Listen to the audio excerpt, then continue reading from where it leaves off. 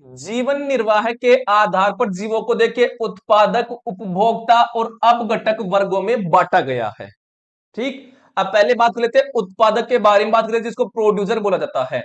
तो सभी हरे पादप एवं नील हरित शैवाल जिनमें प्रकाश संश्लेषण की क्षमता होती है इसी वर्ग में आते तथा उत्पादक कहलाते हैं।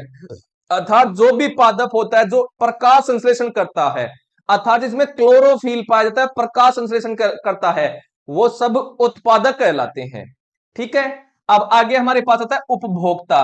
तो सभी जीव प्रत्यक्ष अथवा परोक्ष रूप से अपने निर्वाह हेतु उत्पादकों पर निर्भर करते हैं। जीव जो उत्पादक द्वारा उत्पादित भोजन पर प्रत्यक्ष अथवा परोक्ष रूप से निर्भर करते हैं उपभोक्ता कहलाते हैं।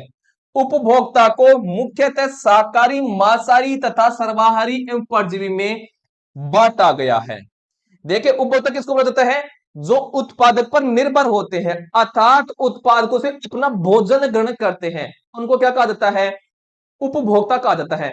अब उपभोक्ता भी जो होते हैं वो तीन चार प्रकार के होते हैं, शाकाहारी, मांसाहारी, सर्वाहारी और परजीवी होते हैं। शाकाहारी तो किसको बोला जाता है? जो आपके पेड़ पौधे को खाते हैं, ठीक है, मांस वगैरह नहीं खाते, उनको बोला जाता है क्या? शाकाहारी। मांसाहारी क्या होते हैं? जो मांस खाते हैं, उनको बोला जाता है मांसाहारी। सर्वाहारी किसको बोला जाता है?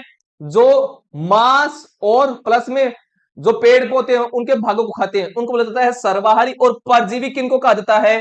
जो जीव दूसरे जीवों पर डिपेंड होकर के उनका खून चूसते हैं, जैसे आपका जू वगैरह हो गई, अमरबेल वगैरह हो गई, ये क्या है? परजीवी हैं। तो उपभोक्ता को चार भागों में फिर बांट दिया गया है। अब आगे तीसरा भाग हमारे पास आता है अपघटक क्या होते हैं। तो अपघटक आ रहा है, जब एक जीव मरता है तो जीवाणु और कवक जैसे सूक्ष्म जीव मृत जैव अवशेषों का अपमार्जन करते हैं। ये सूक्ष्म जीव अपमार्जक हैं क्योंकि ये जटिल कार्बनिक पदार्थों को सरल अकार्बनिक पदार्थों में बदल देते हैं, जो मिट्टी भूमि में चले जाते तथा पौधों द्वारा पुनः उपयोग में लाए जाते हैं। तो अपघटक क्या करते हैं? मान लीजिए कोई भी जीव जंतु वो मर गया है तो उसे अपना क्या करेंगे? वो कार्बनिक पदार्थों को अकार्बनिक पदार्थों में बदल देंगे, अर्थात मिट्टी में बदल देंगे।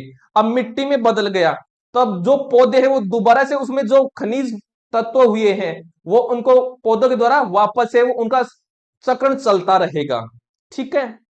ये होते हैं अपघटक। तो अपघटक क्या करते हैं? किसी भी मरे हुए पदार्थ को फिर से मिट्टी में मिला देते हैं, मिट्टी में कन्वर्ट कर देते हैं, सूक्ष्म जीव करते हैं। ठीक है। तो उनको कहा जाता है क्या? अपघटक कहा